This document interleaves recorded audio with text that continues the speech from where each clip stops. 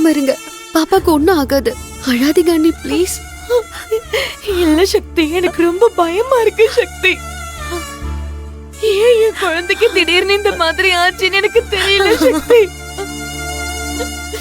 வீட்ல இருந்து ஹாஸ்பிடல் கூட்டிட்டு வர வரைக்கும் கண்ணு முழிக்கவே இல்ல சக்தி.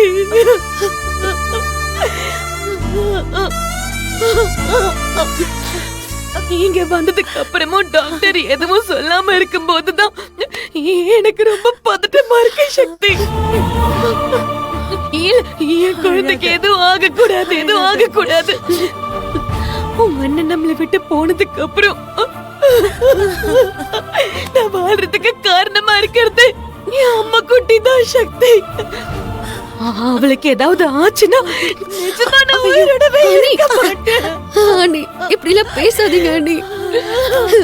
பாப்பா நல்லதா இருப்பா, அவளுக்கு எதுவும் ஆகாது. தயவு செஞ்சு இந்த மாதிரி யோசிக்காதீங்க. டாக்டர் தான் ட்ரீட்மெண்ட் பார்த்துட்டு இருக்காங்கல்ல, எந்த பிரச்சனையும் இருக்காது அண்ணி. நீங்க தைரியமா இருங்க. குழந்தை அப்சர்வேஷன் இருக்கட்டும், நீங்க கேர்ஃபுல்லா மானிட்டர் பண்ணுங்க. இந்த ரிப்போர்ட்டை சீஃப் டாக்டர் கிட்ட கொடுத்துட்டு உடனே அப்டேட் பண்ணுங்க. ஓகே டாக்டர், டாக்டர் குழந்தை எப்படி இருக்கா? அவ நல்லா இருக்கல டாக்டர்? சொல்லுங்க. என் பேத்தி கண்ணு முழிச்சிட்டாளா? நாங்க அவளை பார்க்கலாமா? பாப்பாவுக்கு எந்த பிரச்சனையும் இல்லல்ல? இருங்க பதட்டப்படாதீங்க. நான் சொல்றத கொஞ்சம் கேளுங்க. முதல்ல குழந்தைக்கான இனிஷியல் ட்ரீட்மெண்ட் தான் பண்ணிருக்கோம். அவ இன்னும் மயக்கத்துல தான் இருக்கா. ஐயோ, என்ன டாக்டர் இப்படி சொல்றீங்க? என் குழந்தைக்கு என்னாச்சு டாக்டர்? சொல்லுங்க டாக்டர். ஒண்ணும் இல்ல, பயப்படாதீங்க. இப்போதைக்கு குழந்தை ஸ்டேபிளா தான் இருக்கா. ஆனா உடனே எங்களால எதுவும் சொல்ல முடியாது. ஐயோ டாக்டர், குழந்தைக்கு என்னதான் பிரச்சனை? பாப்பா எதனால மயக்கம் போட்டு விழுந்துட்டா? எங்களுக்கு ஒண்ணும் புரியல. இதுக்கு முன்னாடி இந்த மாதிரி எப்பவாவது ஆயிருக்கா? இதுவரைக்கும் அப்படி ஆனதில்ல, இப்பதான். மேடம், குழந்தைக்கு வீசிங் இருக்கு. அதனால திடீர்னு இந்த மாதிரி மூச்சு பேச்சு இல்லாம ஆயிருக்கலாம்.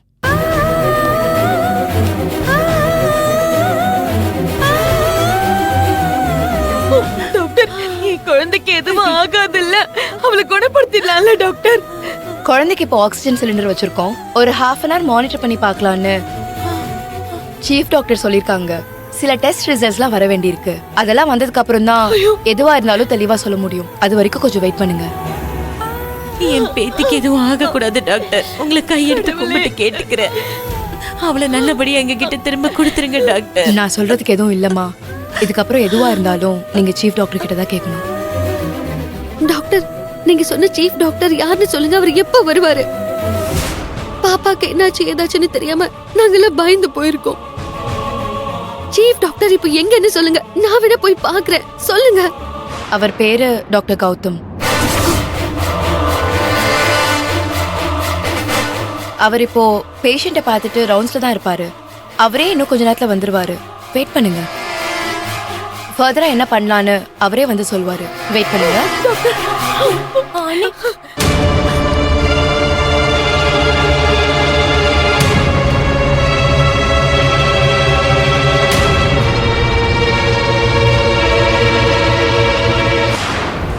Okay doctor. டாக்டர், இன்னைக்குன்னு பார்த்து நைட் ஷிஃப்ட் போட்டீங்களே டாக்டர், தூக்கமா வருது. ஏன், நான் வேலை பார்க்கலையா? அதான் டாக்டர் எனக்கும் புரியல. காலையில அத்தனை பேர் முன்னால கையில உங்களை செருப்பால அடிச்சா அப்பவே ஹாஸ்பிடல்ல விட்டு போயிடுவீங்கன்னு பார்த்தேன். இல்ல டாக்டர், வீட்டுக்கு போகாம இன்னும் கண்ணு முழிச்சு நைட் ஷிஃப்ட் பாக்குறீங்களேன்னு அந்த அக்கறையில தான் கேட்டேன் டாக்டர். வர வர உனக்கு நக்கல் அதிகமாயிடுச்சு. வேலையில இருக்கணுமா வேண்டாமா? ஐயோ டாக்டர், அப்படிலாம் எதுவும் பண்ணிடாதீங்க டாக்டர். போய் உன் வேலையை பார்ப்போம்.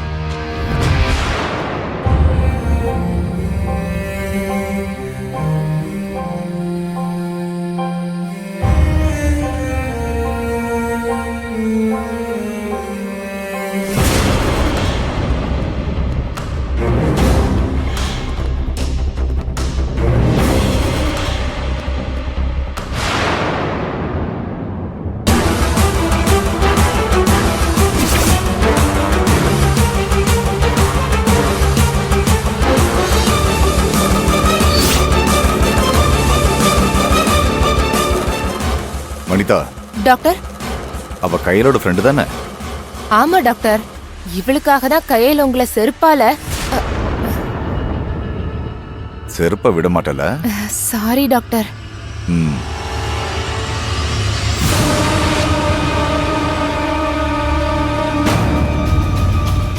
சபானா, டாக்டர், அவங்க யாரு?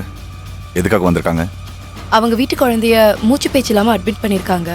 உங்களுக்காக தான் வெயிட் பண்ணிட்டு இருக்காங்க.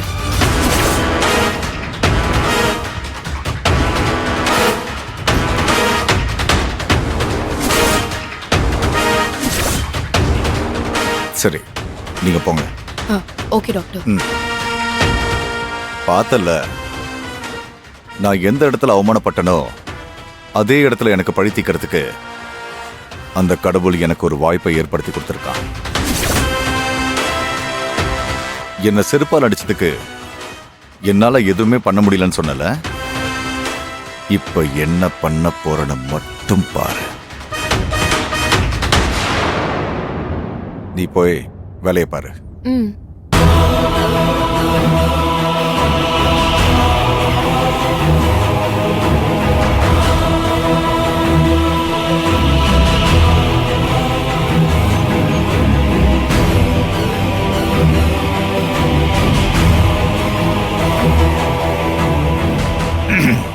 குழந்தையோட அம்மா யாரு?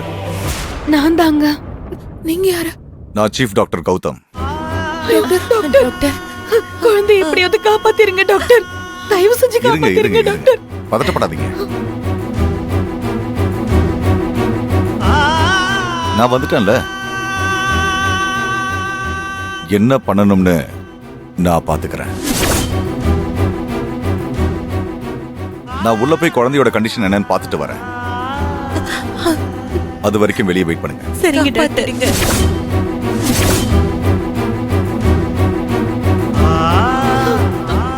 அண்ணி, பயப்படாதீங்க அண்ணி. அதான் சீஃப் டாக்டர் வந்துட்டாருல, அவர் எல்லாத்தையும் பார்த்துப்பாரு.